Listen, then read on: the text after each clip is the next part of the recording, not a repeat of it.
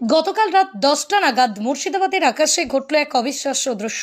দক্ষিণ আকাশ হঠাৎ করেই ঝলমলে আলোয় ভরে উঠল। দক্ষিণবঙ্গের আকাশে মেঘের মধ্যে একটা আলোর ঝলকানি দেখতে পাওয়া গেছে।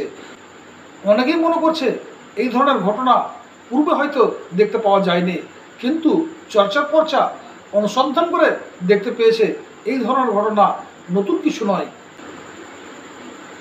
বিশেষ কারণে এই অঞ্চলে একটা মেঘের গ্লক তৈরি হয়েছে।